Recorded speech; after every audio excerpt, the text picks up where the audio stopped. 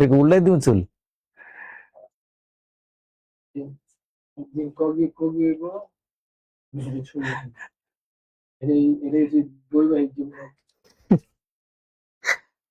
আল্লাহ রহমত করুক। আমি কি লাইভ আসছি? জি, আসসালামু আলাইকুম সবাইকে। আজকে ক্লাসে স্বাগতম জানাই। আফটার ঈদ মনে হয় আমি প্রথম আপনাদের সাথে প্রথম ক্লাস নিয়ে আসছি। বেসিক্যালি আজকে যেটা হলো গিয়া আপনাদের সাহিত্যের ক্লাস। সাহিত্যের ক্লাস বলতে কি, এখানে হলো গিয়া যুগ বিভাগ, সাহিত্যের যুগ বিভাগ নিয়ে একটু আলোচনা করব এবং প্রাচীন যুগে একটা বিখ্যাত লেখা আছে যেটার নাম হলো চর্যাপদ, সেই চর্যাপদ নিয়ে একটু পড়ালেখা করব। পুরো ক্লাসটা ওই প্রাচীন যুগ প্লাস চর্যাপদ এটা নিয়েই যাবে। তাহলে এখন যদি একটু খেয়াল করি, আমি এখানে বাংলা সাহিত্যের যুগ আছে। আমরা সবাই জানি যে বাংলা সাহিত্যে 3টা যুগ আছে। 3টা যুগের ভিতরে একটা নাম হলো গিয়ে ভাই প্রাচীন যুগ, একটা নাম হলো মধ্যযুগ, একটা নাম হলো গিয়ে আধুনিক যুগ। এই যুগগুলো নিয়ে মানে যদি বলি অনেক ব্যাকরণবিদ বা অনেক পণ্ডিত ব্যক্তির মতভেদ আছে। ডক্টর শহীদুল্লাহর মতে একটা মতভেদ, ডক্টর সুকুমার সেনের মতে আর একটা মতভেদ, এরকম করে এক একটা মতভেদ তারা দিচ্ছেন। আবার ডক্টর সুনীতি কুমার চট্টোপাধ্যায়ের আর একটা মতভেদ।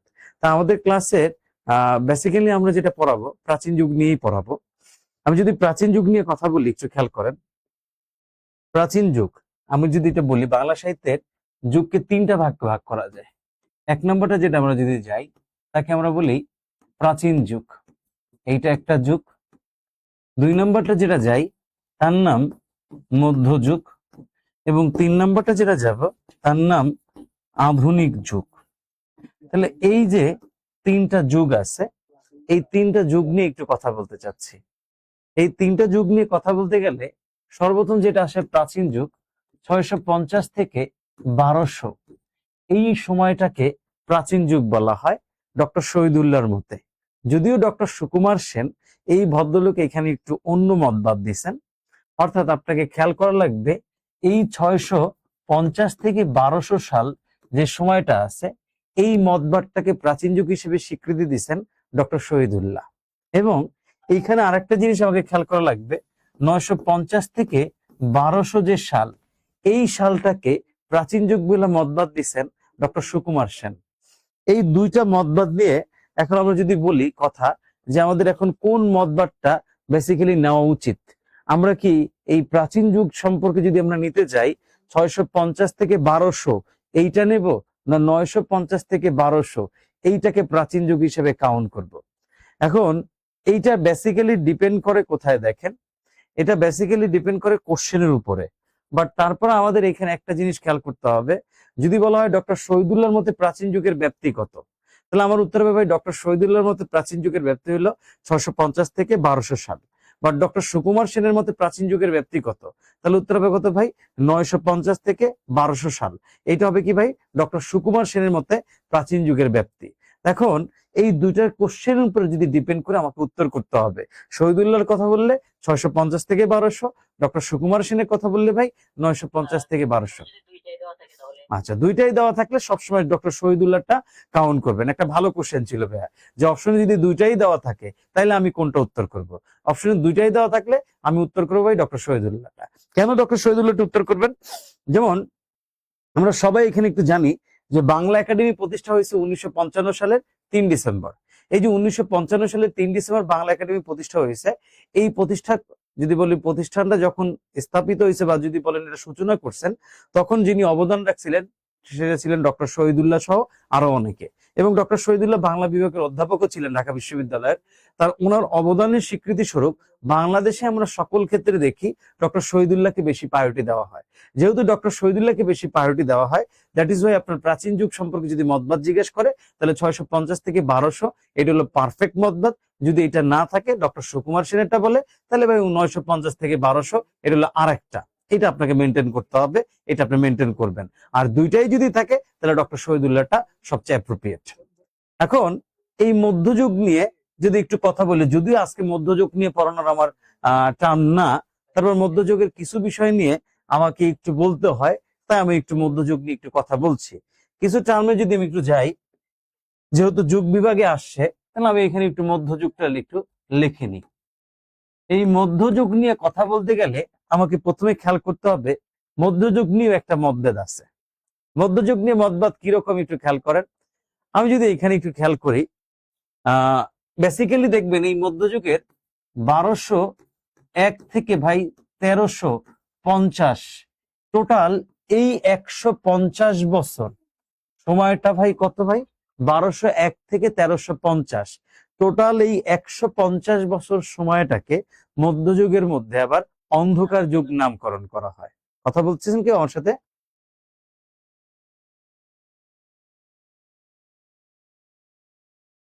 জি, 950 থেকে 1200টা সুনীতি কুমার চট্টোপাধ্যায় হবে। সরি টু সে, আমি বারবার সুকুমার সেন নাম উল্লেখ করা হচ্ছে, এটা দুঃখিত, এটা সুনীতি কুমার হবে, সরি, এক্সট্রিমলি সরি।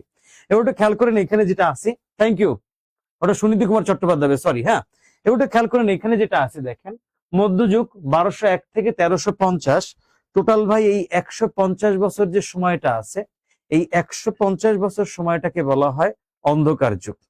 তাহলে এই অন্ধকার যুগে আপনার তেমন কোনো সাহিত্যকর্ম পাওয়া যায় নাই। যেহেতু অন্ধকার যুগে তেমন কোনো সাহিত্যকর্ম পাওয়া যায় নাই, দ্যাট ইজ ওয়াই, অর্থাৎ পাওয়া যায় না এটা বললে ভুল হবে। এই 1201 থেকে 1350, টোটাল 150 বছরে সাহিত্যকর্ম পাওয়া যায় না এটা বললেও ভুল হবে।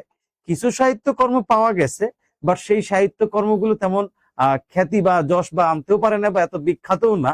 তারপর আমরা কিছু সাহিত্যকর্ম পাইছি, আমরা ওটা নিয়ে একটু পরে কথা বলতেছি। বেসিক্যালি এখানে এই 1201 থেকে 1350-এ তুর্কি শাসন, অর্থাৎ আপনারা সবাই একটা খেয়াল করুন বিষয়টা। জি, ওইটা হলো কি আপনার সুনীতি কুমার চট্টোপাধ্যায় হবে। আমি সরি যে আমার খেয়াল নাই, আমি সুকুমার বলে ফেলছি, থ্যাংক ইউ। যেটা সুনীতি কুমার বলছেন ওনারটাই রাইট, সরি। হ্যাঁ, এবার একটু খেয়াল করেন যেখানে আসি, এই যে 1201 থেকে 1350 বছর, এর ভিতরে 150 বছরকে অন্ধকার যুগ বলা হয়। কেন বলা হয় একটু খেয়াল করবেন। এই যুগটার নাম অন্ধকার যুগ। এখন এই অন্ধকার যুগ কেন বলা হয় একটু খেয়াল করেন। এই 150 বছরে তেমন উল্লেখযোগ্য সাহিত্যকর্ম পাওয়া যায় নাই, এবং এরই মধ্যে আবার যে ঘটনা ঘটছে, এই 1201 থেকে 1350 ভিতরে তুর্কি শাসন প্রতিষ্ঠা হয়েছে। আপনারা সবাই জানেন ইখতিয়ার উদ্দিন মোহাম্মদ বিন বখতিয়ার খলজি নামক একজন ব্যক্তি, যিনি ভারতবর্ষে আসছিলেন। আসার পরে ভারতবর্ষে তিনি কি করছেন, বাংলা, ভারতবর্ষে যে বাংলা অংশটা তিনি সেটা জয় করছিলেন। পরবর্তীতে তুর্কি একটা শাসনের ভিতরে চলে যায়। এই যে তুর্কি শাসনের ভিতরে চলে যাওয়ার কারণে 1201 থেকে 1350, টোটাল এই 150 বছর বাংলা সাহিত্যে তেমন কোনো সাহিত্যকর্ম পাওয়া যায় না। না পাওয়া গেলেও তারপরও কিছু সাহিত্যকর্ম আমরা দেখতে পাই। তার ভিতরে প্রথমে একটা সাহিত্যকর্ম আমরা এখানে পাই ভাই, প্রাকৃত পৈঙ্গল। এই যে প্রাকৃত পৈঙ্গল নামক একটা সাহিত্যকর্ম আমরা দেখতে পাই। আপনাকে বলতে পারে যে আপনার অন্ধকার যুগের 1201 থেকে 1350, এই অন্ধকার যুগের প্রথম সাহিত্যকর্ম কোনটা, যদি এই কোশ্চেনটা আপনাকে করে যে ভাই এই অন্ধকার যুগের প্রথম সাহিত্যকর্ম কোনটা, তাহলে আপনারা নাম দিবেন কি ভাই, প্রাকৃত পৈঙ্গল। এই প্রাকৃত পৈঙ্গল যেটা আছে, এইটাই অন্ধকার যুগের প্রথম একটা লেখা, যেটা প্রাকৃত ভাষায় লেখা ছিল। কোন ভাষায় লেখা ছিল? উত্তর হলো কি ভাই, প্রাকৃত ভাষায় লেখা ছিল। এটা ছিল অন্ধকার যুগের প্রথম একটা নিদর্শন। যদিও এই নিদর্শনটা প্রথম পাওয়া গেল, এটা এত বিখ্যাত না, বা এটা যশ বা খ্যাতি এটা কোনোটাই তেমন পায়ও নাই, বা এত বিখ্যাত না হইলেও প্রাকৃত ভাষায় লেখা এটা ছিল প্রথম। আচ্ছা, এই অন্ধকার যুগের আরো একটা আমরা লেখা পাই, তার নাম হলো গিয়ে ভাই শূন্য পুরাণ। এই যে শূন্য পুরাণ, এটা আর একটা লেখা, এটা আমরা অন্ধকার যুগে দেখতে পাই। আরো একটা আছে শূন্য পুরাণ, দেখেন এই যে প্রাকৃত পৈঙ্গলের পরে দ্বিতীয় যে গ্রন্থটা আমরা অন্ধকার যুগে দেখতে পাই, তার নাম হলো কি ভাই, শূন্য পুরাণ। এই শূন্য পুরাণ কাব্যগ্রন্থটা আবার দ্বিতীয় গ্রন্থ হইলো, এখানে আরো একটা আমরা লেখা দেখতে পাই, সেটার নাম হচ্ছে দেখেন শেখ শুভদয়া। এরকম আরো একটা লেখা আমরা দেখতে পাই, শেখ শুভদয়া। তাহলে একটা জিনিস একটু খেয়াল করেন, টোটাল 3টা লেখা আমরা মোটামুটি অন্ধকার যুগে দেখতে পাই 1201 থেকে 1350-এর ভিতরে। প্রথমটার নাম ছিল ভাই প্রাকৃত পৈঙ্গল, এটা প্রাকৃত ভাষায় লেখা। শূন্য পুরাণ, আর একটা নাম হইলো কি ভাই, শেখ শুভদয়া। এখন এই শূন্য পুরাণ যিনি লিখছেন তার একটা নাম আছেন, ভদ্রলোকের নাম রামাই পণ্ডিত। আর শেখ শুভদয়া যিনি লিখছেন তার নাম ছিল ভাই হলায়েদ মিশ্র। এখন এই যে জিনিসগুলো দেখেন, এই শূন্য পুরাণ আর শেখ শুভদয়া, এরা লিখছেন ভাই রামাই পণ্ডিত, আর এটা লিখছেন হলায়ুদ মিশ্র। তাহলে একটু খেয়াল করলাম, এখানে দেখেন আমরা পাইলাম কি ভাই, 1201 থেকে 1350, এই 150 বছর একটা অন্ধকার যুগ। কারণ এই যুগে ভাই তুর্কিরা শাসন করে, এবং এই যে তুর্কিরা শাসন করছেন, এই শাসন শুরু করছেন কে ভাই, ইখতিয়ার উদ্দিন মোহাম্মদ বিন বখতিয়ার খলজি বা খিলজি, ওনার মাধ্যমে ভারতবর্ষে তুর্কি শাসন শুরু হয়েছে। এর ভিতরে এই 150 বছরে তেমন কোনো সাহিত্যকর্ম উল্লেখযোগ্য তেমন পাওয়া যায় না। না পাওয়া গেল এর ভিতরে আমরা একটা জিনিস দেখতে পাই, তার নাম হলো প্রাকৃত পৈঙ্গল। এটা প্রাকৃত ভাষায় লেখা ছিল। শূন্য পুরাণ একটা, এটা রামাই পণ্ডিত লিখছেন। শেখ সুবোধা, এটা হলাইদ মিশ্র লিখছেন। এখন এই যে লেখাগুলো লিখছেন, এগুলো নিয়ে আরো একটু ডিটেলস বলা উচিত। এগুলোর কিছু লেখাকে ডক সংস্কৃত বলা হয়। কেন ডক সংস্কৃত বলা হয়, এটার আরো একটু ডিটেলস জানা দরকার। আবার এই শূন্য পুরাণে টোটাল 51টা বা 50টা অধ্যায় অনেকে বলে, সেই অধ্যায় ছিল এর ভিতরে কি ছিল এটা জানতে হবে। শেখ সুবোধায়ার এটার ভিতরে কয়টা অধ্যায় বা কয়টা বিষয় ছিল এটাও একটু জানতে হবে। বাট এটা আজকে আমাদের বিষয় না, কারণ আমরা সেকেন্ড আরেকটা ক্লাস দেবো, সেটা হলো মধ্যযুগ। ওই যুগে আমরা যখন যাব তখন এটা নিয়ে আমরা একটু ডিটেলস বলবো। আজকের আমরা ডিটেলস বলবো না। আজকে আমাদের ভাই আলোচনার টপিক হইলো কি প্রাচীন যুগ, বাট বলতে হয় তাই বলতাম। তাহলে দেখেন এই 1201 থেকে 1350 এটাকে অন্ধকার যুগ বলা হয়। এই অন্ধকার যুগে এরকম কিছু জিনিস পাওয়া গেছিল, সেটা নিয়ে কিছু কথাবার্তা আমরা বলছি। এখন এখানে আর একটা জিনিস একটু খেয়াল করবেন। শ্রী চৈতন্যদেব নামে একজন ভদ্রলোক ছিলেন, যিনি 1486 সালে জন্মগ্রহণ করছিলেন। এই ভদ্রলোক শ্রী চৈতন্যদেব ওনার নাম। উনি মধ্যযুগে তেমন কোনো সাহিত্যকর্ম রচনা করেন নাই। সাহিত্যকর্ম তিনি রচনা না করলেও ওনার নামে মোটামুটি একটা যুগের অবতার হয়ে গেছে। যেমন এই শ্রী চৈতন্যকে নিয়েও অনেকে মধ্যযুগকে ভাগ করতে চায়। শ্রী চৈতন্য দেবের জীবনের উপর ডিপেন্ড করে যদি মধ্যযুগে আমি ভাগ করতে যাই, তাহলে মধ্যযুগের আরো কয়েকটা ভাগ আসে। এই যে দেখবেন এখানে আমরা যদি বলি, এই যে 1500 সাল যে সালটা, এই সালটাকে আমি যদি বলি 1201 থেকে 1500 সাল, এই 1201 থেকে 1500 সালটাকে যদি বলি, তাহলে চৈতন্য পূর্ববর্তী যুগ হিসেবে এটাকে নামকরণ করা হয়। তাহলে আমি যদি এখানে লাইনটা বলি এরকম, একটু খেয়াল করেন, সালটা যদি আমি এইভাবে লিখি, এই 1201 থেকে ভাই 1500 যে সালটা, এই 1201 থেকে 1500 সাল আমরা এটা বলি, বাট বেসিক্যালি এটা আসলে টার্ম এটা না। টার্মটা শুরু হওয়া উচিত 1400 থেকে 1500 সাল।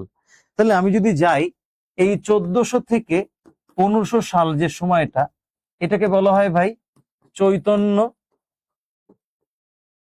পূর্ববর্তী যুগ। অর্থাৎ এই 1400 থেকে 1500 সাল যে সময়টা আছে, এটাকে আমরা বলি চৈতন্য পূর্ববর্তী যুগ।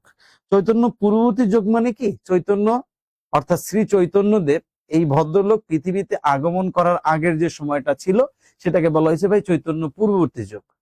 আবার এই 1500 থেকে 1600 সাল, এই সালের ভিতরে যে সময়টা ছিল, ইনি অর্থাৎ শ্রী চৈতন্যদেব এর ভিতরে তিনি ছিলেন, এটাকে বলা হয় ভাই চৈতন্য যুগ।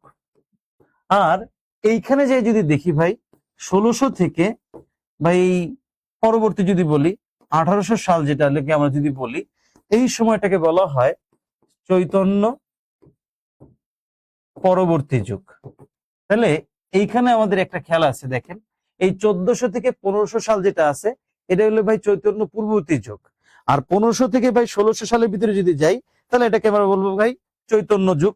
আর 1600 থেকে ভাই 1800 সাল যে সময়টা আছে, এই সময়টাকে আমরা বলবো কি ভাই চৈতন্য পরবর্তী যুগ। মোটামুটি মধ্যযুগে আমরা যদি দেখি এরকম কিছু ক্লাসিফিকেশন আমরা দেখতে পাই। তাহলে যুগ বিভাগের ভিতরে মধ্যযুগেই সমস্যাটা বেশি। মধ্যযুগে 1201 থেকে 1800 সালের পুরোটা মধ্যযুগ। তার ভিতরে 1201 থেকে 1350, এই 150 বছর ভাই অন্ধকার যুগ।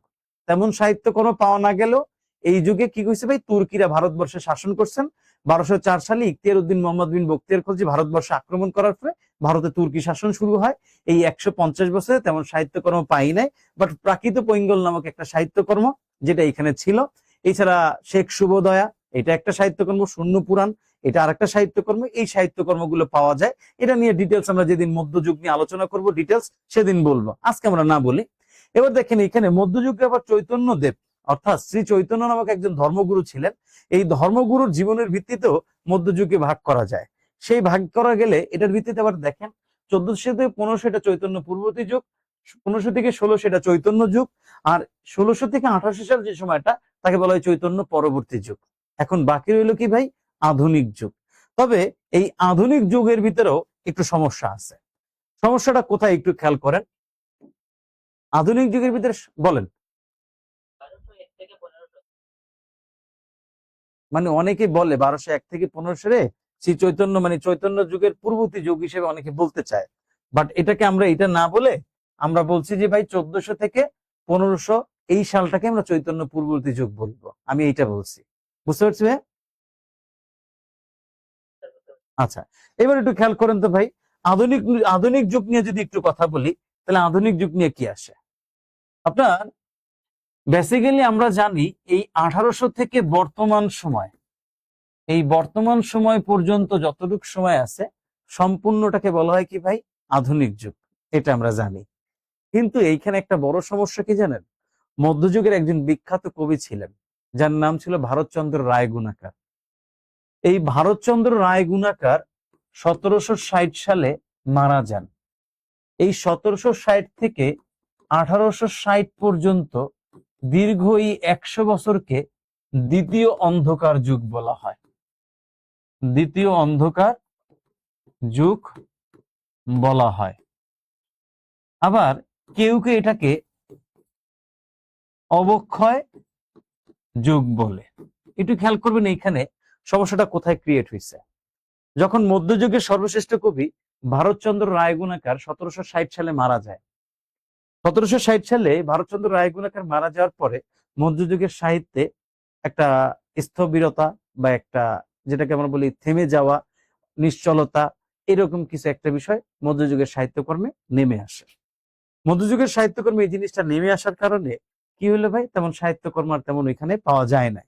ফলশ্রুতিতে 1760 থেকে 1860 দীর্ঘ এই 100 বছরে মধ্যযুগকে প্রতিনিধিত্ব করার মতো তেমন কোনো বিখ্যাত কবি আমরা তখনো দেখি নাই।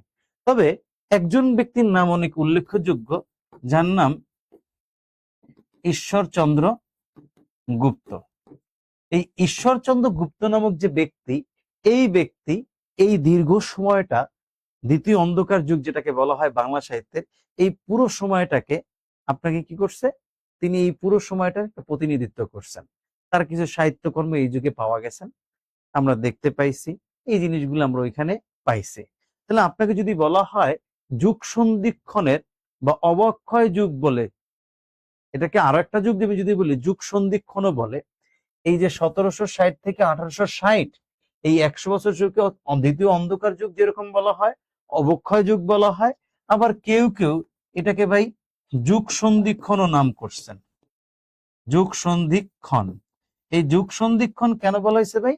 এক যুগ থেকে আরেক যুগের মাঝখানে যাওয়ার যে সময়টা, এটাকে বলা হয় যুগ সন্ধিক্ষণ। এই যুগ সন্ধিক্ষণ বলে অনেকে নামকরণ করছেন। পরীক্ষায় মাঝে মাঝে কোশ্চেন দেয় যে যুগ সন্ধিক্ষণের বিখ্যাত কবির নাম কি, তখন তার নাম হবে ভাই ঈশ্বরচন্দ্র গুপ্ত। পরীক্ষাটা মাঝে মাঝেই আসে, বুঝতে পারছেন? এই যুগ সন্ধিক্ষণের বিখ্যাত কবির নাম ঈশ্বরচন্দ্র গুপ্ত। অথবা আপনাকে বলতে পারি ঈশ্বরচন্দ্র গুপ্ত কোন যুগকে প্রতিনিধিত্ব করছেন? উত্তর হবে ভাই যুগ সন্ধিক্ষণ বা দ্বিতীয় অন্ধকার যুগ অথবা অবক্ষয় যুগকে তিনি প্রতিনিধিত্ব করছেন।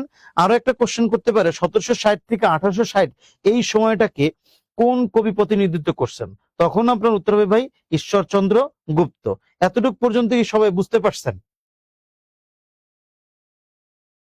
আচ্ছা, যদি এতটুকু পর্যন্ত যদি বুঝতে পারেন, এই ঈশ্বরচন্দ্র গুপ্তের একটা বিখ্যাত পত্রিকাও ছিল, বুঝতে পারছেন? তো এই বিখ্যাত একটা পত্রিকা ছিল, এটা সম্পর্কে জানতে হবে। এবং এই পত্রিকা কিন্তু মাঝে মাঝে এটা থেকে কোশ্চেন আসে, যেমন 2023 সাল ভিত্তিক সিনিয়র অফিসারে কিন্তু এই পত্রিকা থেকে একটা কোশ্চেন আসছিল। আমরা নেক্সট ক্লাস এগুলো নিয়ে আরো ডিটেলস বলবো, তাই আমরা বললাম না। আজকে আমাদের আলোচনার মূল বিষয় ছিল কি ভাই? প্রাচীন যুগ। তাহলে আমরা প্রাচীন যুগ নিয়ে বলতে যে আমরা একটু সামারি যদি সাজাই, তাহলে আমরা সামারিতে কি পাইছি?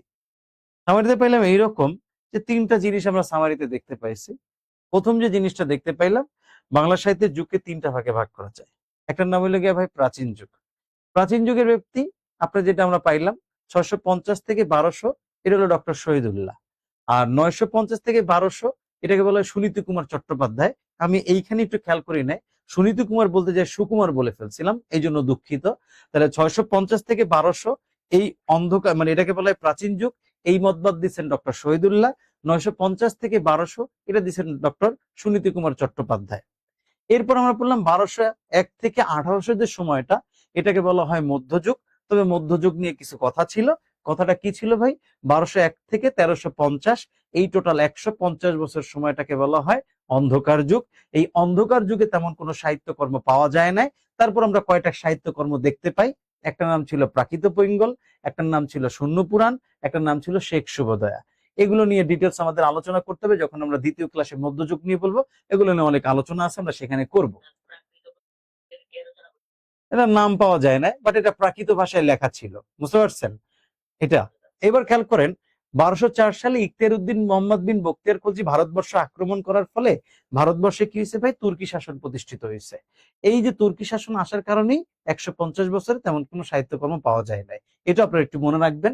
আবার মধ্যযুগকে শ্রী চৈতন্য দেব নামক একজন ধর্মগুরু আছে, এই ধর্মগুরুর উপর ডিপেন্ড করে, তার জীবনের উপর ডিপেন্ড করেও এই মধ্যযুগকে ভাগ করা যায়।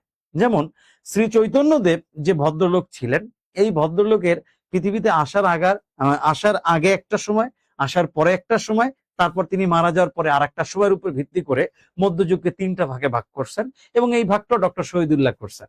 ডক্টর শহীদুল্লাহ মধ্যে 1400 থেকে 1500 যে সময়টা, এই সময়টাকে বলা হয় শ্রী চৈতন্য দেব বা চৈতন্য পূর্ববর্তী যুগ।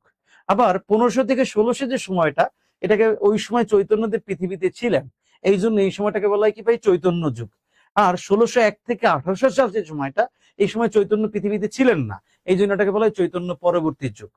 এরপর মধ্যযুগের মোটামুটি সমাপ্তি ঘটে, কিন্তু ঘটার আগে 1760 সালে যখন মধ্যযুগের বিখ্যাত একজন কবি ভারতচন্দ্র রায় গুণাকার মারা যান, মারা যাওয়ার পর মধ্যযুগের সাহিত্যে একটা স্থবিরতা নেমে আসে। ওই সময় তেমন মধ্যযুগের সাহিত্য রচনা করার তেমন লোকজন পাওয়া যায় না, কিন্তু তখন একজন রাইটারের নাম আমরা পাইছি, ঈশ্বরচন্দ্র গুপ্ত। এই ঈশ্বরচন্দ্র গুপ্ত কি করছেন ভাই? তখন ওই 1760 থেকে 1860 এই সময়টার ভিতরে কি করছেন? তিনি প্রতিনিধিত্ব করছেন। এই জন্য তার নাম হইল গিয়ে ভাই যুগ সন্ধিক্ষণের কবি, অবক্ষয় যুগের কবি বা দ্বিতীয় অন্ধকার যুগের কবি। এরপর আমরা দেখতে পেয়েছি কি ভাই? 1801 থেকে বর্তমান যে সময়টা আছে, তাকে আমরা বলি কি? আধুনিক যুগ। আমার সাথে যারা আছেন, যারা আজকে আমার ক্লাসে দেখছেন, তাদের আমি বলছি যেটা হলো, এই যে যুগ বিভাজক নিয়ে যে একটা কথাবার্তা, যে প্রাচীন যুগ, মধ্যযুগ, আধুনিক যুগ, আগে এতটুকু বুঝছেন কিনা এটা বলেন, তারপরে আমরা প্রাচীন কালের বা প্রাচীন যুগের মূল যে আলোচ্য বিষয়, তার নাম হলো চর্যাপদ, ওটা নিয়ে পড়ালেখা করব। আগে এতটুকু বুঝছেন কিনা একটু বলেন। আচ্ছা, ঠিক আছে। যদি এতটুকু পর্যন্ত বুঝে থাকেন বা বুঝেন, তাহলে আমরা একটু পরের টপিকটা নিয়ে একটু আলোচনা করি। আচ্ছা, আমি আবারও বলি, ওটা সুকুমার সেন হবে না, সুনীতি কুমার চট্টোপাধ্যায় হবে। আমি খেয়াল করি না, এই জন্য বলে ফেলছি। 950 থেকে 1200 সাল, এটা প্রাচীন যুগ, এটা সুনীতি কুমার চট্টোপাধ্যায় হবে। ওকে, ফাইন। এবার আসেন, এই প্রাচীন যুগের সবচেয়ে বিখ্যাত বা আলোচিত বিষয় যেটা আমরা বলি, তার নাম হইল গিয়ে ভাই চর্যাপদ। এটা নিয়ে এখন আমাদের একটু পড়ালেখা করতে হবে। আমরা এখন এটা নিয়ে একটু পড়ালেখা করব। তো এই চর্যাপদ নিয়ে যদি একটু পড়ালেখা করি, আমাদের এখানে কিছু স্লাইড অবশ্য আছে, স্লাইডে অনেক কিছু লেখাও আছে, আপনি এখানে পাবেন। মোটামুটি এখানে অনেক কিছু আছে, এগুলো নিয়ে আমি তেমন কিছু থাকুক, এটা এখানে থাকুক, এটা নিয়ে আমরা পরে দেখাবো। বাট আমরা আগে একটু বেসিক কিছু আলোচনা করে নিই। বেসিক কিছু আলোচনা করার পরে আমরা চর্যাপদের এই যে স্লাইড গুলো আছে, এগুলো নিয়ে আমি আপনাদেরকে দেখাবো এবং বুঝাবো, পড়াবো। বাট আগে আমরা একটু আগে কি করি? একটু বেসিক আলোচনা করি। তাহলে বেসিক আলোচনা করতে গেলে একটু খেয়াল করেন, প্রথম থেকেই আসি, যেহেতু বেসিক আলোচনা করবো। দেখেন এইখানে যেটা আছে,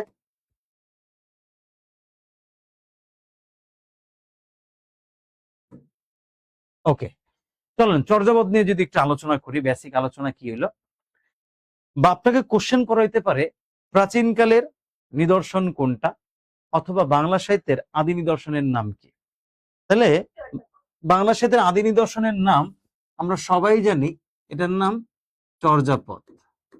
বেসিক্যালি এই চর্যাপদ লেখা হয়েছে ভাই পাল আমলে। তাহলে আপনাকে যদি বলা হয় চর্যাপদ কোন আমলে নিদর্শন, তাহলে আমি যদি বলি এখানে, তাহলে আমাকে জানতে হবে পাল আমলের নিদর্শন, পাল আমলের নিদর্শন। তাহলে আপনাকে যদি বলা হয় চর্যাপদ কোন আমলের নিদর্শন, উত্তর হলো পাল আমলের নিদর্শন। আপনারা বাংলায় পাল শাসন নামক একটা শাসন ছিল, এই শাসন সম্পর্কে কিছু জানেন কিনা আমার সাথে যারা আছেন? আচ্ছা, এই যে পাল শাসন নামক যে শাসনটা ছিল, এই শাসন সম্পর্কে আপনারা যেটা জানেন, আমরা যারা নওগাঁ যাদের বাড়ি আছে, নওগাঁ যাদের বাড়ি, তারা হয়তোবা ভালো জানবেন নওগাঁর পাহাড়পুর বৌদ্ধবিহার নামক একটা নাম আছে, তাই না? পাহাড়পুর বৌদ্ধবিহার নামক একটা বিহার আছে। এই জি বলেন।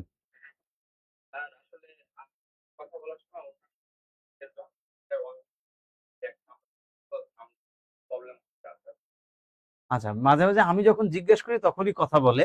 ঠিক আছে, আমি চেষ্টা করছি, বা ওনারা সবাই চেষ্টা করবেন যারা কথা বলবেন বাইরের সাউন্ডটা যাতে না আসে। থ্যাংক ইউ ভাইয়া, একটু খেয়াল করেন। তাহলে আমরা এখানে বললাম চর্যাপদ পালামো নিদর্শন।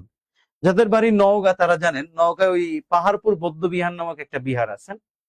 ওই বিহারেই আসলে পালরা বসবাস করতেন। এই যে ধর্মপাল, গোপাল, এরকম কিছু ব্যক্তিবর্গগণ ছিলেন বিখ্যাত। ওনাদের মাধ্যমে পাল শাসন বাংলায় শুরু হয় এবং প্রায় দীর্ঘ, আমরা যতটুকু জানি, প্রায় 400 বছরের মতো সময় ধরে তারা বাংলায় দীর্ঘস্থায়ী একটা পাল শাসন শুরু করে, বা পাল শাসনামল তারা পরিচালনা করে, বা তারা থাকে। ওই জন্য মানে সপ্তম অথবা অষ্টম শতকে বেসিক্যালি আপনাকে এইখানে একটা জিনিস হইলো, পাল আমলের নিদর্শন বললেও সপ্তম, এইখানে একটা জিনিস মেনটেন করবেন যে চর্যাপদ নিয়ে অনেকের অনেক মতভেদ বলে। কেউ বলে সপ্তম অথবা অষ্টম শতকে। এখন খেয়াল করতে হবে, কেউ বলে এটা সপ্তম অথবা অষ্টম শতকে লেখা হয়েছে চর্যাপদটা। যদি অপশনে দুইটাই থাকে, ভাই উত্তর উত্তর করা উচিত ভাই অষ্টম শতক। আর যদি অষ্টম শতক না থাকে তাহলে সপ্তম অষ্টম যেটা আলাদা আলাদা যেটা থাকবে ওইটাই উত্তর দিয়ে। যে চর্যাপদ কোন শাসন আমলে লেখা হয়েছে, তোর পাল শাসন আমলে লেখা হয়েছে, কত শতকের নিদর্শন, সপ্তম অষ্টম দুইটাই হইতে পারে, বাট অপশনে যদি দুইটাই থাকে অষ্টম দেওয়াটা সবচেয়ে বেশি ভালো। আপনি এটা এখানে মেনটেন করতে পারেন। এখন এই চর্যাপদ বেসিক্যালি বৌদ্ধ যে ধর্মাবলম্বী লোকজন ছিল, বৌদ্ধ সহজিনিয়া এরকম একটা জাতি। বৌদ্ধদের অনেকগুলো জাতি ছিল, বজ্রজানি, এই জানি, সেই জানি, হীনজানি, বিভিন্ন ধরনের। এর ভিতরে বৌদ্ধ সহজিয়াগণ নামক একটা সম্প্রদায় ছিল। এই বৌদ্ধ সহজিয়াগণ তাদের দৈনন্দিন জীবনে কি করবে বা কি করবে না সেই সম্পর্কিত বিষয়গুলো যেখানে লিখে রাখতেন, যেটাকে অনুসরণ করতেন, যেটাকে মানতেন, সেই জিনিসটাই বেসিক্যালি কি ভাই এই চর্যাপদ। অর্থাৎ এটা বৌদ্ধ ধর্মাবলম্বীদের একটা গ্রন্থ। এখন এই চর্যাপদের একটা শব্দ আমরা দেখতে পাই ভাই, পথ। চর্যাপদের এই যে শব্দটা আমরা দেখতে পাই পথ, এই পথ শব্দের অর্থ হলো কি কবিতা। এখন কেউ কেউ চর্যাপদের এই পথ শব্দের অর্থটাকে কবিতাও বলে, আবার কোন কোন জায়গায় দেখবেন কবিতা না থাকলে এটাকে গানও বলা হয়, কারণ এই কবিতাটাকে গানের আকারে অনেক সময় পড়া হইতো। তাহলে এই যে চর্যাপদের পথ শব্দের অর্থ কবিতা অথবা গান, ফ্যাক্ট হইলো চর্যাপদের প্রতিটা পদে 10টা লাইন থাকতো। তাহলে লাইন আছে, তাহলে আমাকে যদি বলা হয় চর্যাপদের প্রতিটা পদে কয়টা লাইন আছে, তাহলে উত্তর হবে চর্যাপদের প্রতিটা পদে 10টা লাইন আছে। চর্যাপদের আর একটা বড় বিশেষ হলো এটাকে 6টি প্রবাদ বাক্য আছে। প্রবাদ বাক্য আছে। তাহলে আপনাকে যদি বলা হয় চর্যাপদে ভাই প্রবাদ বাক্য আছে কয়টা, ভাই উত্তর হবে ভাই চর্যাপদে প্রবাদ বাক্য আছে 6টা। চর্যাপদে যিনি টিকা দিচ্ছেন, দ্যাট মিনস ব্যাখ্যা সংস্কৃত ভাষায়। তাহলে আমাকে এখানে একটু খেয়াল করেন, আমরা একটু এখানে একটু বুঝি যে চর্যাপদের সংস্কৃত ভাষায় টিকা দিয়েছেন। তাহলে চর্যাপদের সংস্কৃত ভাষায় টিকা কে দিয়েছেন ভাই, এইখানে জানতে হবে মুনি দত্ত। এই কোশ্চেনটা মাঝে মাঝে পরীক্ষায় আসে। এই যে চর্যাপদের সংস্কৃত ভাষায় টিকাটা কে দিয়েছেন, উত্তর হলো ভাই মুনি দত্ত। চর্যাপদের কিন্তু একটা তিব্বতী অনুবাদও আছে। এখন এই তিব্বতী অনুবাদ নিয়ে একটু পরে বলছি, আগে বেসিকটা বলি, তারপর তিব্বতী অনুবাদ নিয়ে লাস্টে বলবো। তাহলে এবার দেখেন এই চর্যাপদের সংস্কৃত ভাষায় টিকা দিছে কে ভাই, মুনি দত্ত। ইনি সংস্কৃত ভাষায় এটা টিকা দিছেন। চর্যাপদের একটা ভাষা আছে, ভাষাটা বেসিক্যালি এটাকে বলা হয় আলো আধারী ভাষা বা সান্ধ্য ভাষা, অথবা কি ভাই সন্ধ্যা ভাষা। তাহলে চর্যাপদের যে ভাষাটা আছে, ভাষা, এটার নাম এইখানে আর একটু জানতে হবে, আলো আধারী ভাষা অথবা সান্ধ্য ভাষা অথবা ভাই সন্ধ্যা ভাষা। চর্যাপদের ভাষাগুলোর অর্থাৎ ভাষাটার নাম এরকম করা হয়েছে। এখন এই ভাষা নিয়ে কথা বলতে গেলে আগে আরেকজনের নাম আসে, যার নাম ডক্টর হরপ্রসাদ শাস্ত্রী। ডক্টর হরপ্রসাদ শাস্ত্রীকে নিয়ে আগেই বলা উচিত ছিল, যদি এখনো বলি ভাই, সালটা 1907 সাল। এই 1907 সাল নেপালের রাজদরবার, নেপালের রাজদরবার, এই যে নেপালের রাজদরবার থেকে 1907 সালে পণ্ডিত হরপ্রসাদ শাস্ত্রী তিনি চর্যাপদটা আবিষ্কার করেন। চর্যাপদটা আবিষ্কার করার পরে এই ভদ্রলোক এটার ভাষা নিয়ে অনেক মানে এই করে আলোচনা করে, বা ভাষা নিয়ে অনেক মোটামুটি চিন্তা বিস্তার বিশ্লেষণ করেন। করার পর তিনি দেখতে পেলেন যে এটার ভাষাটা সহজ স্বাভাবিক না, কিছুটা বোঝা যায়, কিছুটা বোঝা যায় না, কিছুটা এরকম, কিছুটা ওই রকম। এই জন্য তিনি এটার নামকরণ করছেন ভাষার আলোয়াদারি ভাষা বা সন্ধ্যা ভাষা বা সান্ধ্য ভাষা। তিনি আরো একটা জিনিস দেখলেন, 1907 সালে যখন চর্যাপদ আবিষ্কার করছেন তখন তিনি এটার নাম দিলেন চর্যা চর্য বিনিশ্চয়। এখন এই যে চর্যা চর্য বিনিশ্চয় তিনি এটার নামকরণ করছেন, এটার কারণটা কি একটু খেয়াল করেন। বিনিশ্চয়, এই চর্যা এই কথার অর্থ হলো গিয়া আচরণীয়, চর্য কথার অর্থ হলো গিয়া আচরণীয় নয়, আর বিনিশ্চয় কথাটার অর্থ হলো গিয়া নিশ্চিত ভাবে। অর্থাৎ তিনি যখন এই চর্যাপদটা আবিষ্কার করলেন, আবিষ্কার করার পর তিনি তার নাম দিলেন এইটা চর্যা চর্য বিনিশ্চয়। চর্যা শব্দের অর্থ হলো আচরণীয়, চর্য মানে আচরণীয় নয়, বিনিশ্চয় মানে নিশ্চিত ভাবে। এটার অর্থ দাঁড়াইলো কি, যে দৈনন্দিন জীবনে একজন ব্যক্তি কি করতে পারবে কি করতে পারবে না সেটাকে সুনিশ্চিত ভাবে নিশ্চিত ভাবে যেখানে আলোচনা করা হয়েছে তার নামই চর্যাপদ অথবা চর্যাচর্য বিনিশ্চয়। তিনি এটার নামকরণটা এইভাবে করছেন। তাহলে এইখানে আমরা একটা জিনিস দেখতে পাইলাম, তাহলে 1907 সালে নেপালের রাজদরবার থেকে পণ্ডিত হরপ্রসাদ শাস্ত্রী চর্যাপদ আবিষ্কার করলেন।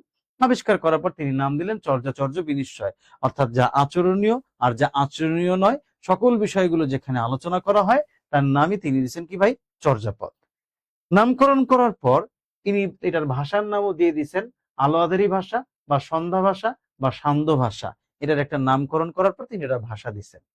এবং এই চর্যাপদের ছন্দ নিয়ে একটু ঘাটাঘাটি করা হইলো, পড়ালেখা করা হইলো। এই চর্যাপদের ছন্দ নিয়ে ঘাটাঘাটি করার পর, পড়ালেখা করার পর জানতে পারা গেল চর্যাপদের একটা ছন্দ আছে।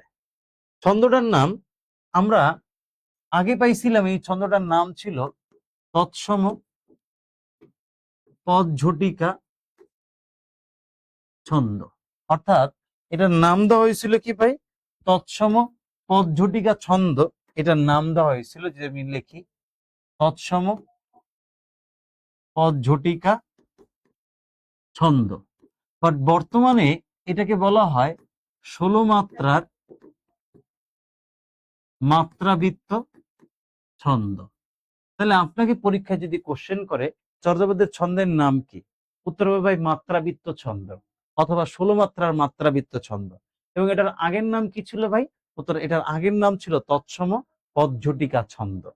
তাহলে ফ্যাক্ট হইল, মোটামুটি চর্যাপদ দিয়ে যদি একটু বেসিক আলোচনায় যাই, তাহলে বেসিক আলোচনায় গেলে কি হইল, 1907 সালে নেপালের রাজদরবার থেকে পণ্ডিত হরপ্রসাদ শাস্ত্রী চর্যাপদ আবিষ্কার করলেন। আবিষ্কার করে এটার নাম দিলেন চর্যাচর্য বিনিশ্চয়। এটার ভাষার নাম দিলে আলোয়াদারি ভাষা, ছন্দ ভাষা বা সান্ধ্য ভাষা। এবং এখানে যে ছন্দ ছিল সেটার নাম ছিল 16 মাত্রার মাত্রাবৃত্ত ছন্দ। চর্যাপদ কোন আমলের নিদর্শন, উত্তর হলো পাল আমলের নিদর্শন। 7ম থেকে 8ম শতকে লেখা হয়েছে। আমরা এমসিকিউর অপশনে যদি দেখি 8ম শতক সবচেয়ে অ্যাপ্রোপ্রিয়েট, না থাকলে 7ম শতকও দেওয়া যাবে। চর্যাপদের পদ শব্দের অর্থ হলো গিয়ে কবিতা অথবা গান। দুটাই অপশনে থাকলে উত্তর দিব কবিতা, কবিতা না থাকলে উত্তর দিব গান। চর্যাপদের প্রতিটা কবিতায় ভাই 10টা লাইন আছে। চর্যাপদের টোটাল প্রবাদ বাক্য আছে 6টা। এবং এই চর্যাপদের সংস্কৃত ভাষায় একটা টিকা দিচ্ছেন, দ্যাট মিনস ব্যাখ্যা দিচ্ছেন যিনি, তার নাম ছিল মুনি দত্ত। আমার সাথে যারা আছেন এই পর্যন্ত বুঝতে পারছেন কিনা একটু বলেন।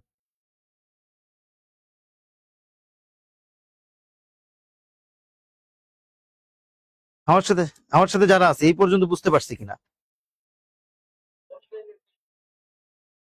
মানে চর্যাপদের প্রতিটা ধরেন কবিতা আছে। চর্যাপদের টোটাল কবিতা, প্রতিটা কবিতা ধরেন আমরা একটু পরে আলোচনা করব, চর্যাপদের টোটাল 51টা কবিতা বা গান আছে। এই 51টা কবিতা বা গানের প্রত্যেকটা কবিতায় 10টা করে লাইন ছিল, এইটা বুঝাইছি ভাইয়া, বুঝতে পারছেন? হুম, কবিতা, কবিতা উত্তর করবেন, কবিতা। আচ্ছা, বুঝতে পারছি ভাই, যে ভাই আমাকে কোশ্চেন করছিলেন। আচ্ছা, এটা যদি বুঝতে পারেন, এবার চলেন আর একটু বেসিক আরো একটু আলোচনা করি। চর্যাপদের পদ সংখ্যা এবং লেখক নিয়ে একটা মারামারি আছে। মারামারিটা কিরকম একটু খেয়াল করেন। যেমন এখানে বলা হয় এই 11 থেকে 12 নম্বর পদের মাঝখানে একজন ব্যক্তির নাম পাওয়া যায়, যার নাম লারিডম্বিপা। অর্থাৎ চর্যাপদের এই 11 থেকে 12 নম্বর পদের মাঝখানে এই লারিডম্বিপা নামক ভদ্রলোকের নামের উল্লেখ পাওয়া গেছে বা এই লোককে দেখতে পাওয়া গেছে। কিন্তু ফ্যাক্ট হইল এই লারিডম্বিপার কোনো পদ পাওয়া যায় নাই। যেহেতু চর্যাপদের লারিডম্বিপার কোনো পদ খুঁজে পাওয়া যায় নাই, এটা নিয়ে এখানে সমস্যাটা তৈরি হয়ে গেছে। সমস্যাটা কিরকম তৈরি হয়েছে দেখেন। ডক্টর শহীদুল্লাহর মতে চর্যাপদের টোটাল পদ সংখ্যা, আমি যদি এখানে লিখি ডক্টর শহীদুল্লাহর মতে, এই ডক্টর শহীদুল্লাহর মতে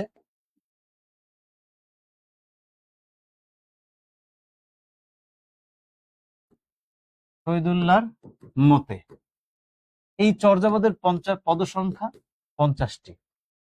কিন্তু ডক্টর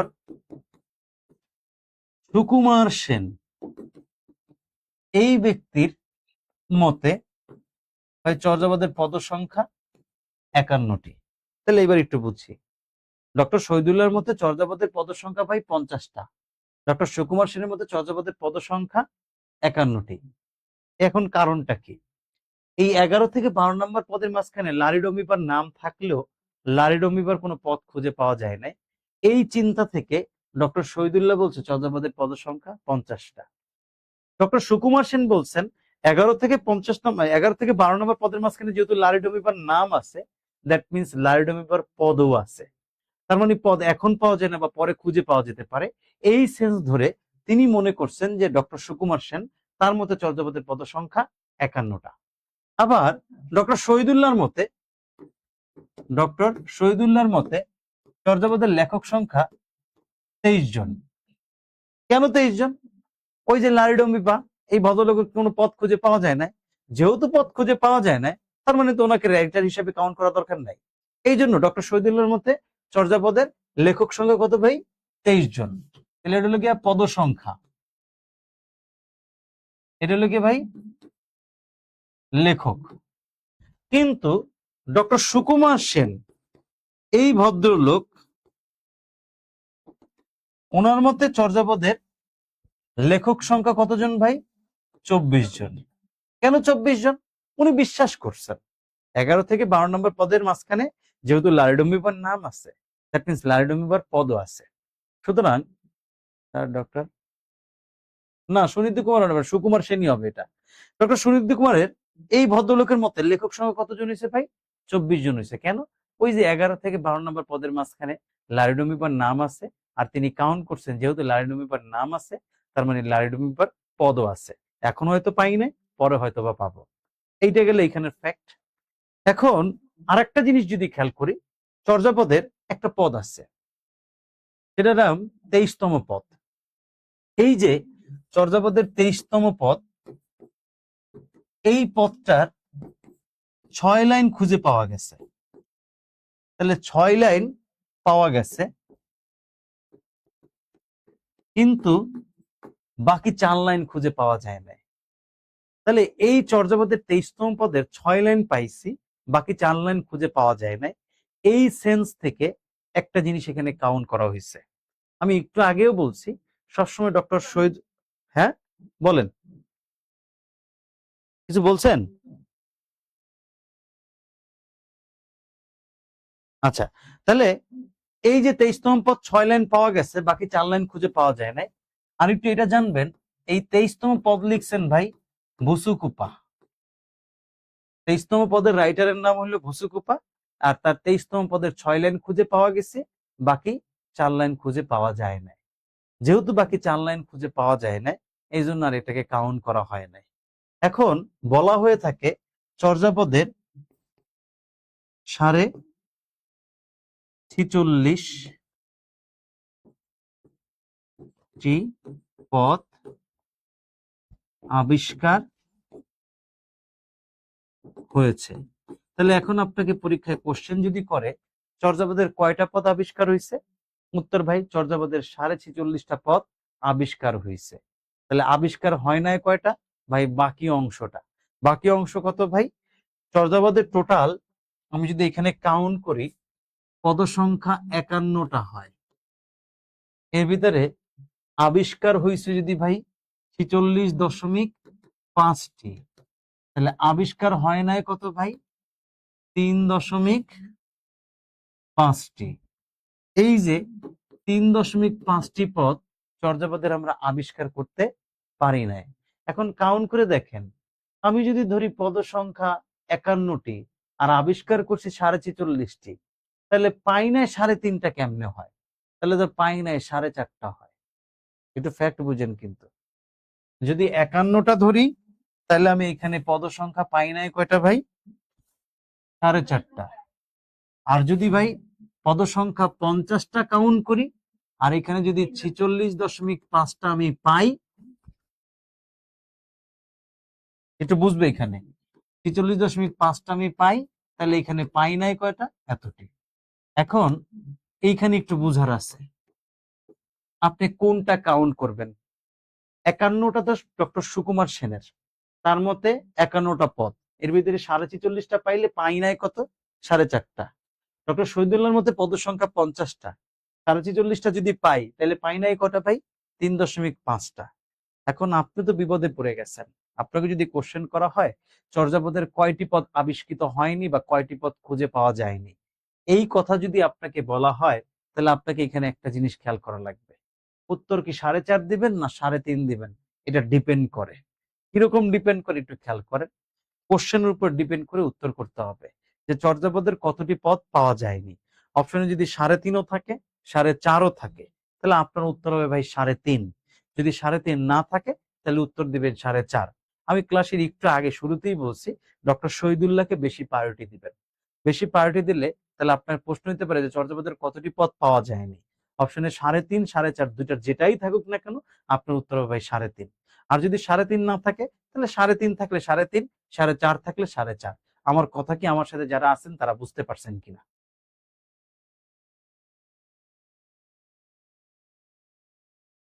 বুঝতে পারছি কিনা ভাই?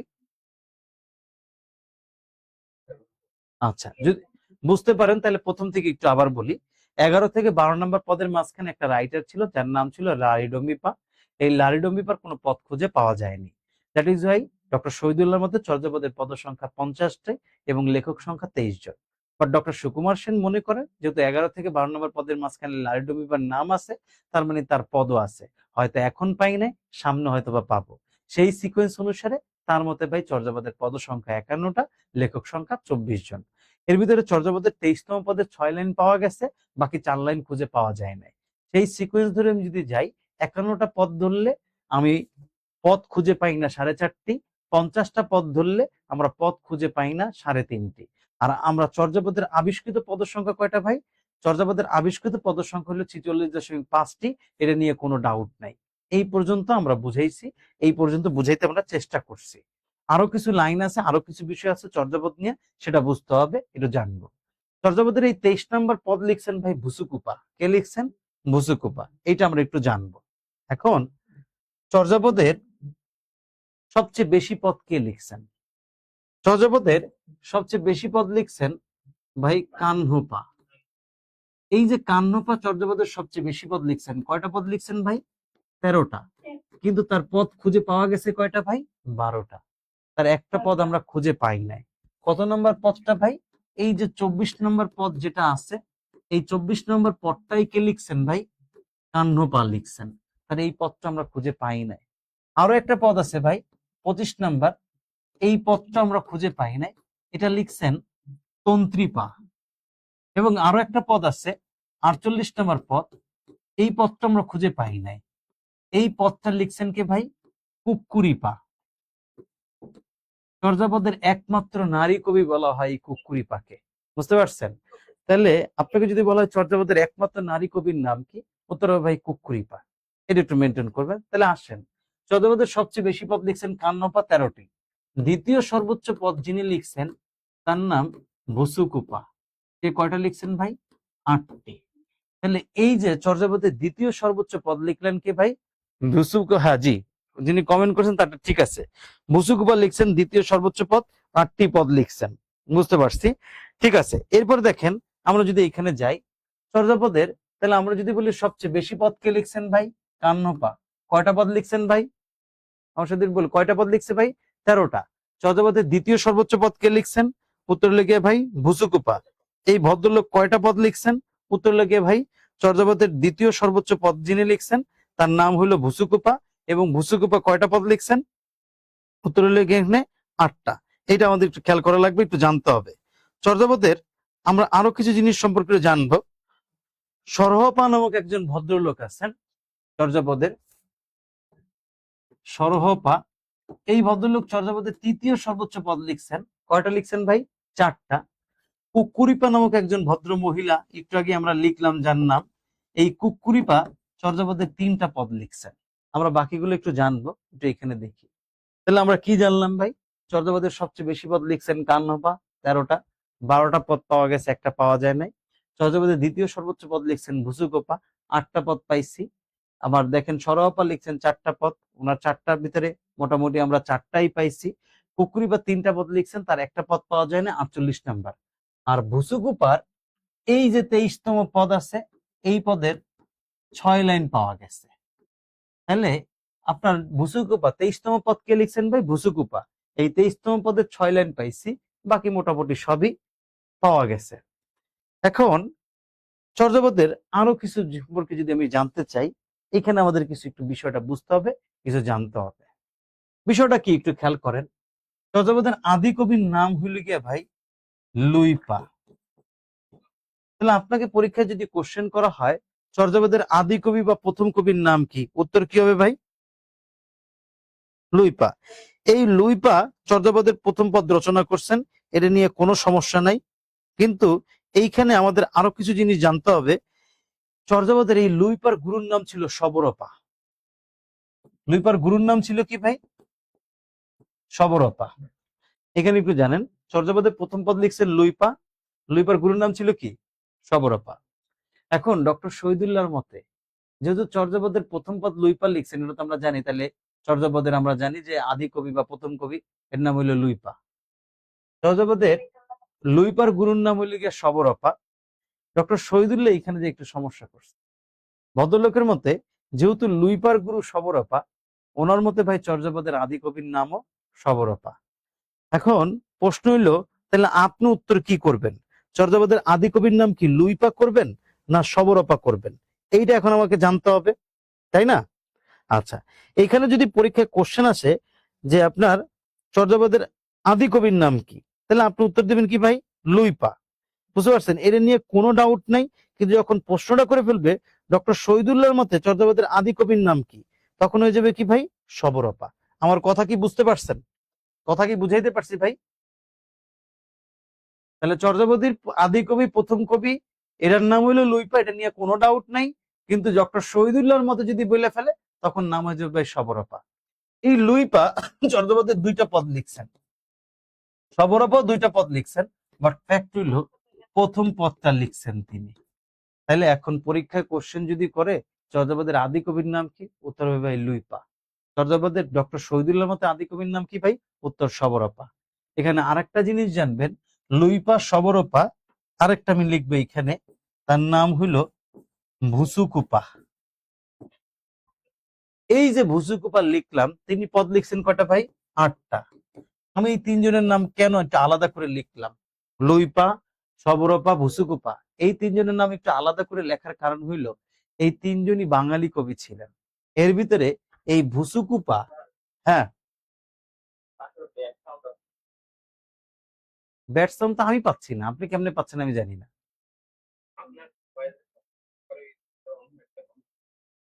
ও আচ্ছা, ভাই যাদের স্পিকার অন আছে তার একটু স্পিকারটা একটু অফ করেন, আসলে আমি পাচ্ছি না তো এই জন্য বুঝি নাই। সরি ভাই, আমি দেখছি ভাই। আচ্ছা, একটু খেয়াল করেন। তাহলে আপনাকে যদি বলা হয়, দেখেন, লুইপা, সবরপা, ভুসুকুপা, এই তিনজনকে বাঙালি কবি বলা হয়। এর ভিতরে ভুসুকুপা নামক এই ব্যক্তি নিজে মাইকিং করছেন, চিল্লায় চিল্লায় কইছেন, আমি একজন বাঙালি কবি। অর্থাৎ চর্যাপদের স্বীকৃত বাঙালি কবির নাম কি? উত্তর হলো ভাই, চর্যাপদের স্বীকৃত বাঙালি কবির নাম হলো ভুসুকুপা। চর্যাপদের আদি কবির নাম লুইপা, লুইপার গুরুর নাম সবরপা। ডক্টর শহীদুল্লাহর মধ্যে চর্যাপদের আদি কবির নাম কি ভাই? উত্তর হলো ভাই সবরপা। আমার সাথে যারা আছেন তারা এই পর্যন্ত বুঝতে পারছেন কি একটু বলেন।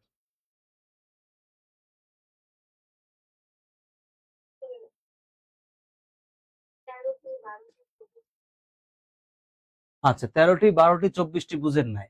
আচ্ছা, এইটা দেখেন, কান্নপা টোটাল পদ লিখছেন 13টা, তার পদ খুঁজে পাওয়া গেছে 12টা, তার এই 24 নম্বর পদটা খুঁজে পাওয়া যায় নাই। বুঝতে পারছেন আমি এইটা লিখছি। আচ্ছা, আর বাকি মোটামুটি 25 নম্বর পদ যেটা আর কি, এই তন্ত্রীপা নামক একজন ভদ্রলোক 25 নম্বর একটা পদ লিখছিলেন, এই 25 নম্বর পদটা খুঁজে পাওয়া যায় না। 48 নম্বর পদটা লিখছেন কুক্কুরিপা, এই 48 নম্বর পদটাও কি খুঁজে পাওয়া যায় না। তাহলে খুঁজে পাই নাই কোনটা কোনটা? 24, 25, 48, আর 23তম পদের 4 লাইন খুঁজে পাই নাই। বুঝতে পারছেন? এই এই জিনিসগুলা খুঁজে পাওয়া যায় নাই।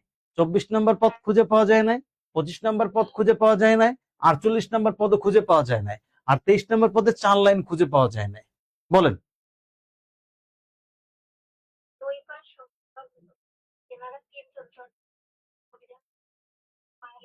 হ্যাঁ, এরা বাঙালি কবি, তার ভিতরে স্বীকৃত বাঙালি কবির নাম হলো ভুসুকুপা। নিজেকে বাঙালি কবি বলে দাবি করছেন ভুসুকুপা। বুঝতে পারছি ভাই? আর কারো কোনো কোশ্চেন? আচ্ছা, যদি না থাকে, এবার আমার কাছ থেকে একটু সামারি শুনেন। সামারি শোনার আগে আরেকটা জিনিস একটু আমি খেয়াল করতে চাই। চর্যাপদের একটা তিব্বতী অনুবাদ আছে। এই যে চর্যাপদের তিব্বতী অনুবাদ, এটা নিয়ে আমাদের একটু জানতে হবে। চর্যাপদের এই তিব্বতী অনুবাদটা একটু যদি বলি, পরীক্ষায় আসে। তিব্বতী অনুবাদ আসছে। এই চর্যাপদের তিব্বতী অনুবাদ, এটা আবিষ্কার করছেন ভাই প্রবোধ কুমার বাগচি। এই প্রবোধ কুমার বাগচি নামক একজন ভদ্রলোক, যিনি চর্যাপদের এই তিব্বতী অনুবাদটা, সরি, এই প্রবোধ কুমার বাগচি না, প্রবোধ চন্দ্র বাগচি হবে, সরি, এই প্রবোধ চন্দ্র বাগচি, এই ভদ্রলোক চর্যাপদের তিব্বতী অনুবাদ আবিষ্কার করছেন, আবিষ্কার করেন। তাহলে পরীক্ষায় যদি কোশ্চেন আসে, চর্যাপদের তিব্বতী অনুবাদ আবিষ্কার করেন কে? উত্তর হবে ভাই প্রবোধ চন্দ্র বাগচি। কিন্তু এটার অনুবাদ করেন কে ভাই? উত্তর এই ভদ্রলোকের নাম কীর্তিচন্দ্র, অনুবাদক।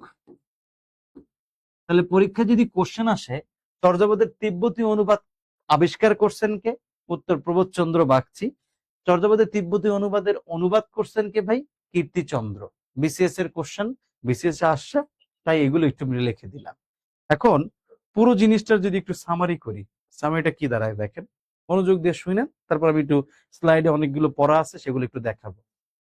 আমি বলছি, প্রাচীন যুগের আদি নিদর্শন নাম হলো চর্যাপদ। 1907 সালে নেপালের রাজদরবার থেকে পণ্ডিত হরপ্রসাদ শাস্ত্রী চর্যাপদ আবিষ্কার করেন। এখানে একটা জিনিস বলে রাখি, পণ্ডিত হরপ্রসাদ শাস্ত্রীর একটা উপাধি আছে, মহামহোপাধ্যায় হরপ্রসাদ শাস্ত্রী। উনি আবিষ্কার করার পরে তিনি একটা নাম দিছিলেন চর্যাচর্য বিনিশ্চয়। যা আচরণীয়, যা আচরণীয় নয়, নিশ্চিতভাবে আচরণ মানে আলোচনা করা হয়, এটার নামে দিছিলেন তিনি চর্যাপদ। এবং এটার ভাষার নাম দিছিলেন আলোয়াধারী ভাষা, সন্ধ্যা ভাষা বা সান্ধ্য ভাষা। চর্যাপদের একটা ছন্দ ছিল তৎসম পদঝটিকা। পরবর্তীতে বিচার বিশ্লেষণ করে জানতে পাইছি এই ছন্দটার নাম 16 মাত্রার মাত্রাবৃত্ত ছন্দ অথবা বা মাত্রাবৃত্ত ছন্দ। চর্যাপদের পদ, এই পদ শব্দের অর্থ লিখে কবিতা বা গান। চর্যাপদের প্রতিটা পদে 10টা লাইন থাকে। চর্যাপদের তিব্বতী, সরি, সংস্কৃত অনুবাদ যিনি করছেন তার নাম ছিল কীর্তিচন্দ্র, সরি, মণিদত্ত।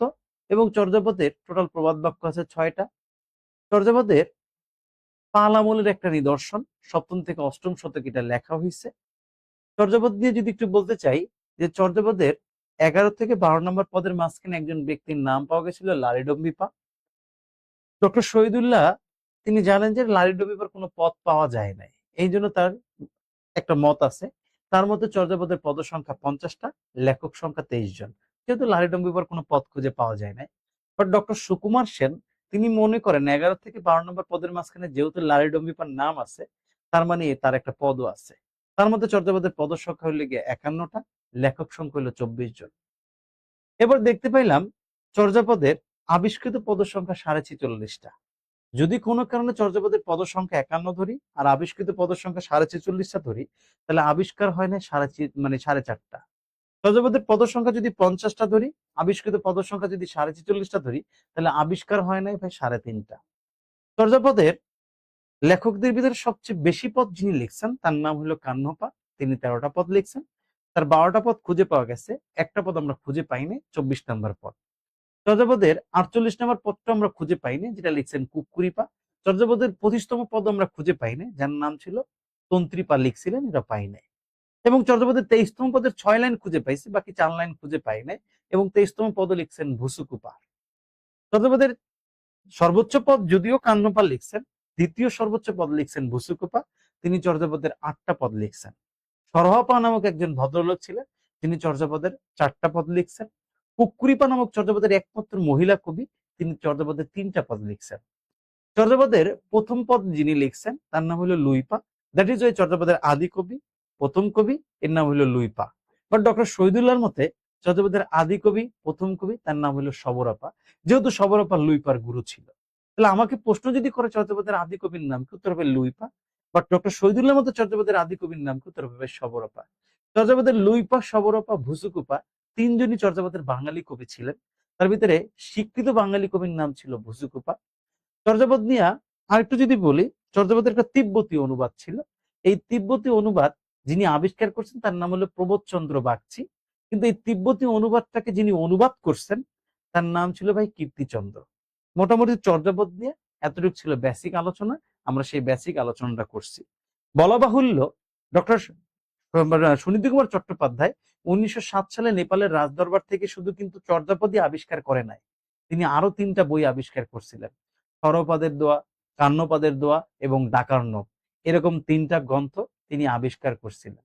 কিন্তু এর ভিতরে চর্যাপদের ভাষাটাই ছিল বাংলা, আর বাকিগুলোর ভাষা ছিল গিয়ে অন্যটা, যেটাকে আমরা বলি ভাই অসমিয়া বা অন্য কোনো ভাষা আপনি বলতে পারেন। কিন্তু এই চর্যাপদের ভাষাটা ছিল বাংলা, এই জন্য চর্যাপদকে নিয়ে এত বেশি চর্চা হয়। এখন আমরা আমাদের কিছু স্লাইড আছে, এই স্লাইডে যদি কিছু পড়ালেখা দেখাই আপনাদের, কি আছে দেখেন। আমি অলরেডি আপনাকে এই যে সাহিত্যের যুগ বিভাগ নিয়ে আমি একটু বলছি, একটু আলোচনা করছি, আপনাদের আমি দেখাইছি। এবার এখানে দেখেন,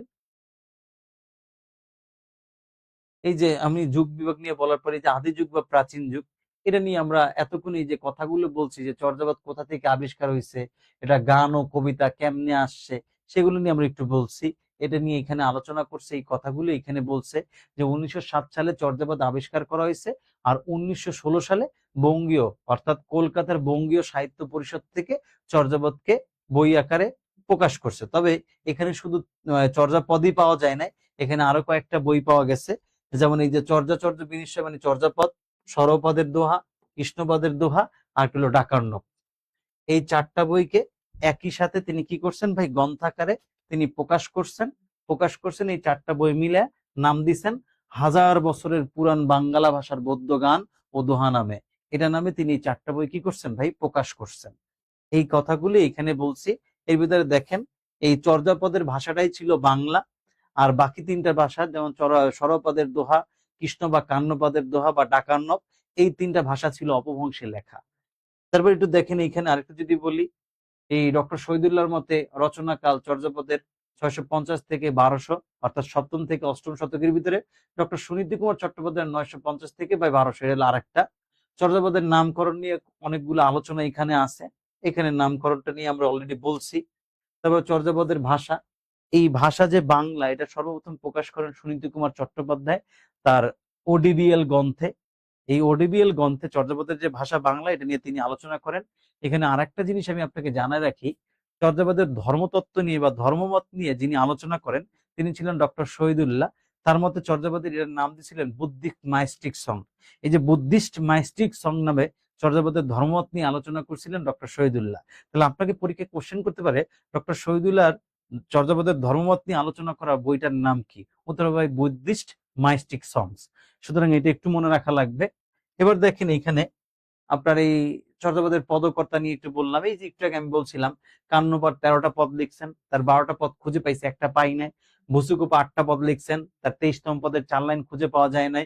সরপা 4টা পদ লিখছেন, কুকুরিপা 3টা পদ লিখছেন, লুইপা, এই সবরপা ও শান্তিপা এই তিনজন প্রত্যেকেই 6টা করে মানে 2টা করে পদ লিখছেন, আর বাকি প্রত্যেকে একটা করে পদ লিখছেন। লারিডম্বিপার কোনো পদ খুঁজে পাওয়া যায় নাই। এটা নিয়ে একটু আগে আমি আলোচনা করছি, আপনাদের সাথে একটু আগে বলছি। এবার দেখেন চর্যাপদের গবেষক, এটা বাস জাস্ট পড়বেন। এখানে চর্যাপদের পদ সংখ্যা, এইটা নিয়ে আমি একটু আগে আলোচনা করছি যে চর্যাপদের পদ সংখ্যা শহীদুল্লাহর মতে 50টা, বাট সুনীতি কুমার মানে সুকুমার সেনের মতে কত ভাই? 51টা। এটা আমি একটু আগে বলছি। এখানে কি কি আছে পুরোটার আলোচনা আমি করছি, এখানে আপনি পাইছেন। তারপর দেখেন এখানে গুরুত্বপূর্ণ কিছু তথ্য কণিকা আছে, চর্যাপদ নিয়ে কিছু আলোচনা করছে। দেখেন চর্যাপদের প্রতিপাদ্য বিষয়, অর্থাৎ এখানে মূল বিষয়টা আসলে কি। আমি একটু আগে ক্লাসের প্রথমে বলছি যে বৌদ্ধ সহজিয়াগণ নামক একটা সম্প্রদায় আছে, তাদের ধর্মমত নিয়ে বা বিষয় নিয়ে এখানে আলোচনা করছে, সেটা আছে। চর্যাপদের কোন ছন্দ, এটা আমি বলছি মাত্রাবৃত্ত ছন্দ। চর্যাপদের প্রবাদ বাক্য আছে 6টা, এটা বলছি। সহদার ভাষা অসমিয়া বা উড়িয়া একটু আগে বললাম। এটা শাসনামল কোন আমল ছিল ভাই? পাল। সংস্কৃত ভাষার টিকা দিছে মণিদত্ত, এটা আমরা বলছি। আদি কবি লুইপা, তবে শহীদুল্লাহর মতে সবরপা, এটাও বলছি। প্রথম পত্রে রচিত লুইপা। অনুমিত মহিলা কবি একটু আগে বলছি, চর্যাপদের মহিলা কবির নাম কুকুরিপা। স্বঘোষিত বাঙালি কবি একটু আগে আমি বলছি, যে নিজেকে বাঙালি কবি বলে দাবি করছেন, তার নাম ছিল ভুসুকুপা। বেশি পদ লিখছেন 51পা, পাওয়া গেছে 12টা। দ্বিতীয় সর্বোচ্চ মানে ভুসুকুপা। আধুনিক কবির নাম কি? সরপা। শহীদুল্লাহর মতে কি? আধুনিক কবির নাম ভুসুকুপা। এই জিনিসগুলো আমি আপনাকে অলরেডি আলোচনা করে দিচ্ছি, এই জিনিসগুলো এখানে ছিল। তারপর দেখেন এখানে আরো কি আছে। এই বলছে যে কবির পদ পাওয়া যায়নি, তন্ত্রী বা তেন্তুরি পা, ওনার কোনো পদ পাওয়া যায় না, মানে পদটা খুঁজে পাওয়া যায় না, বা উনি পদ লিখছেন এটা বোঝা গেছে, বাট পদটা পাওয়া যায় না। এই চর্যাপদের ভাষাতাত্ত্বিক বৈশিষ্ট্য নিয়ে এগুলো অনেকগুলো আছে, যে বুদ্ধিক মাইস্টিক সং একটু আগে বলছি। এই জিনিসগুলো একটু পড়বেন ভাই, রিডিং পড়তে হবে, জানতে হবে, এটা জানবে। এই যে তিব্বতী অনুবাদ আবিষ্কার করেন ডক্টর প্রবোধ চন্দ্র বাগচি, একটু আগে বলছি, এবং এটা অনুবাদ করেন কীর্তিচন্দ্র, সেটাও আমরা বলছি। আচ্ছা, তারপর দেখেন এখানে আরো কিছু আছে। মোটামুটি এই জিনিসগুলো নিয়ে একটু বাসায় আপনাদের এই স্লাইড গুলো দেওয়া হবে, আপনার এই স্লাইড গুলো একটু পড়ে যান। অন্তত এই স্লাইড গুলো পড়ে গেলে কি হবে, চর্যাপদ নিয়ে আর কোনো কোশ্চেন থাকলেও সেটা আপনি পেরে যাবেন। এই ছিল মোটামুটি আজকে প্রাচীন যুগের চর্যাপদ নিয়ে আলোচনা। আমার সাথে যারা আছেন তাদের চর্যাপদ নিয়ে কোনো কোশ্চেন থাকলে আপনারা করেন, আমি এটার উত্তর দেবো ইনশাল্লাহ। কারো কোনো কোশ্চেন আছে কিনা বলেন চর্যাপদ নিয়ে? কারো কোনো কোশ্চেন নাই? ভাই আছেন? আচ্ছা, আচ্ছা ঠিক, বলেন, কোশ্চেন করেন ভাই, একটা কোশ্চেন আছে। সবগুলো আপনাদের গ্রুপে আপলোড করে দিবে, এইভাবে পাবেন ভাই। হাসান ভাই,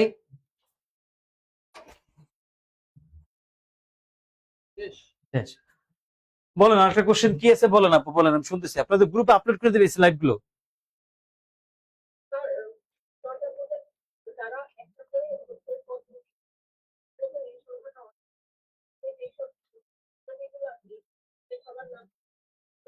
না না না না আপু, সবার নাম মনে রাখা লাগবে না। কান্নপার নাম মনে রাখবেন, ভুসুকুপার নাম মনে রাখবেন, তারপর কুকুরিপার নাম মনে রাখলে হবে, সবরপার নাম মনে রাখবেন, লুইপার নাম মনে রাখবেন। অর্থাৎ আমি যেগুলো লিখে দিই সেগুলো মনে রাখলেই চলবে, সবগুলো মনে রাখা লাগবে না। ওকে।